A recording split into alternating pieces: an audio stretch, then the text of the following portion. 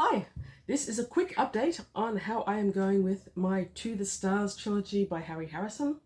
I have just finished volume 2, which is Wheelworld. Excuse the bags under my eyes, they're something to do with staying up till 1 o'clock reading because I just couldn't put it down. So obviously I really like this one. It's To the Stars is a trilogy that I read in my teens. I haven't read it for many years and I'm enjoying revisiting it. Since this is book 2, there's no real way to make this book spoiler free. So if you think you may want to revisit Harry Harrison's work or encounter it for the first time, especially his dystopian non-humorous work, he's better known for his humorous work. I prefer his non-humorous work. I will post a link below to the number 1 in the visionary To the Stars trilogy. Go watch that one first. That one is as spoiler free as you can make it. And now on to the more spoilery Wheelworld. So volume 2, Panther Science Fiction, not the same edition that I had when I first read it. The cover art for this one, like the last one, is done by Peter Goodness. I hope I'm pronouncing that right. I hope to goodness I'm pronouncing that right. That is such a dad joke. Low on sleep. Okay, Wheelworld. So at the end of the first book, Homeworld, Jan Kulozik, Jan, has been caught by the incredibly pervasive security system on Earth. As I said at the end of the last video, think George Orwell, only Jan isn't a prole like Winston is. Jan is top of the heap. And he has been his whole life. He's used to having a privileged lifestyle, getting away with a lot. But right at the end comes the point where he can get away with rebellious activity no longer. That is when he also finds that his brother-in-law, who's a major star in security, loathes him to the depths of his soul and is delighted to have this chance to catch Jan. Now at the end of the last one, Jan is given 2 options. One is death for treason, and the other is deportation to a planet from which he can never return to Earth. And that's where we start Wheelworld. He has been deported. He's been on this planet a number of years. I think it must be about 12 planetary years. I don't know how long that would be for Earth years. Ages and timelines aren't extensively discussed by the end of this book, but he's been there long enough to know it well. The planet is called by its inhabitants Halvmork, which is either Danish or Norwegian, I can't remember, for twilight.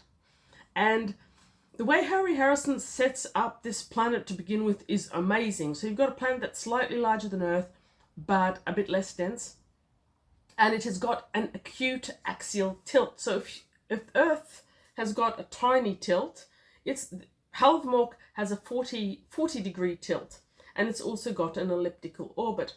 So you've got a lot of planetary detail that really sets the scene for everything that happens here. Now, Jan knows a bit more about this planet than its inhabitants really do in some ways. They are essentially economic slaves.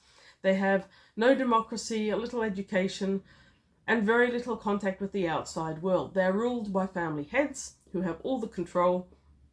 And what it is an agricultural community. He's been sent there because his engineering and circuitry skills can keep the machinery alive. It is a very machinery-heavy agricultural community, but they have no manufacturing, so they are wholly dependent on the ships from Earth. And this book starts with the pronouncement that the ships were late. So Halvmork is called Twilight because, due to its axial tilt, the poles are always away from the sun. It's an incredibly hot planet. Harrison manages to confuse me here by talking about in kilometers, thank goodness, but he also talks in Fahrenheit, so I'm not always quite sure unless I Google how hot it is, but 180 degrees Fahrenheit is apparently not unusual for most of the central part of this world. I should have a globe rather than my very inaccurate fist here. Anyway, so the majority of Halvmork is sun and real heat. It isn't a carbon-based life planet. It is, we're told, a copper-based life planet, which has got a few interesting quirks in there. But because of the axial tilt, around the pole, you've got this twilight zone, and that is the only zone in which agriculture can happen, earth agriculture, because the rest is too hot and the pole has too little light. So you've got this very narrow band where agriculture can happen. A Homeworld year in its elliptical orbit is 4 Earth years. And for all of that 4 Earth years, one pole is going to be in darkness, the twilight zone will be in the exact same place. But then, as the ellipse turns around, the planet does too. The opposite pole goes into darkness, the twilight zone is now on the other side. Now, this means that every 4 years, after the crop has grown, everyone on Homeworld packs up all their possessions on these incredible road trains and quickly transitions to the other pole to start their next growing year there. And the majority of this book is actually this desperate race to the other side because they've left it late. The ships always arrive within 4 days of their time. Now it's weeks past. And this planet, which has no social capacity for change, is just sitting there waiting, and the sun is getting closer, and sooner or later they will burn. Jan Kulozik, Jan, is chief engineer. Is that the word for it? Chief engineering captain, something like that. Anyway, he's always been kind of set back from the planet. He's been told that he cannot tell them anything about his history on Earth. They don't know his history on Earth. They just know he's there and not on Earth. He is sure that there's informers in the community, so he's not going to say anything because that would be treason, and he would be put to death by Earth laws the next time the ships came, if the ships ever come. And hanging over this whole, I think it's something like 28,000 kilometer journey from pole to pole, hangs this threat: if the ships come, because all the manufactured goods, all the engineering things that they need to keep their trucks running, to keep their water desalinators running, everything relies on the ships bringing in manufactured goods, mostly from Earth. The crops are genetically engineered. Seed crop, there is no seed crop. They rely on the ships to bring the next lot of seed. So it's this incredibly precarious existence, but at the same time, Harrison manages to very much present to you that basic mentality of people who live on the land, in touch with the land, and who may not have a huge number of interests in the outside world. Here they have been actively discouraged from having interests. Now there's a bit of a love interest in here. There is a girl, Elisabetta, who Jan is interested in. She's interested in him, but weddings can only happen with the approval of the head of family, and the head of family for this girl hates Jan with a passion. And she is our main antagonist, an old woman, head of the family, in power, in that all the rest of the Council of Elders pretty much take their cue from her. So she's our primary antagonist. She eventually stops blocking Jan from taking everyone to the other pole, and that's a marvelous journey. It describes the planet, it describes the engineering problems, it describes the social problems of having packed all these people into a small area. It's a great story.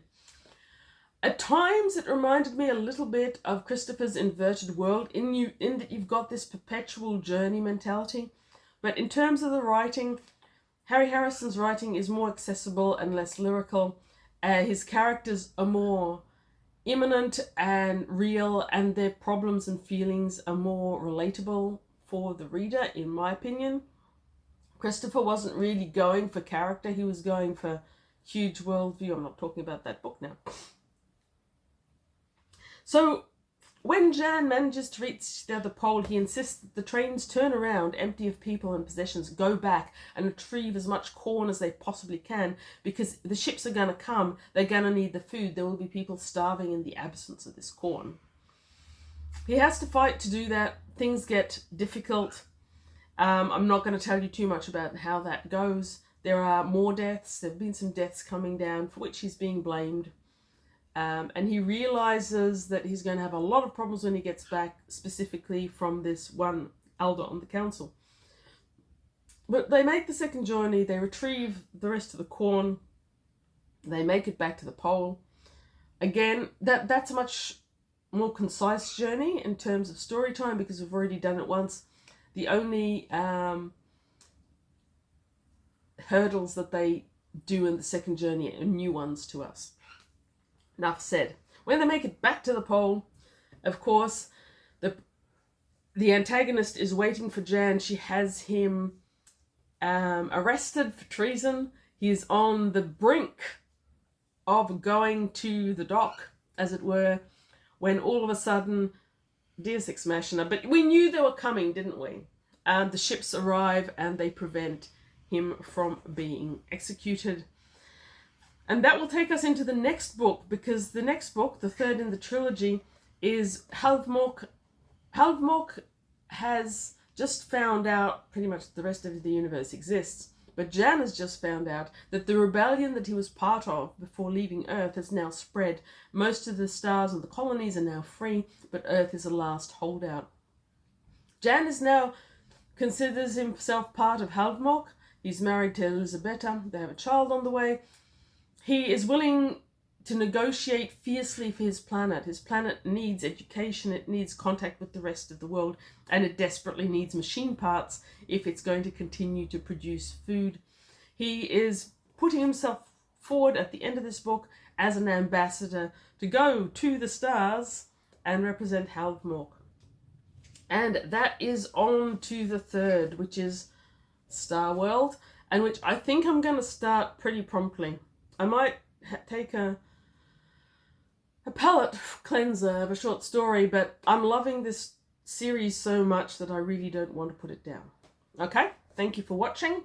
I will post a link to number 1 below in case you haven't seen it, and I expect there to be a Star World review before too long, and then I'll sort of wrap up the series a bit if it even needs it.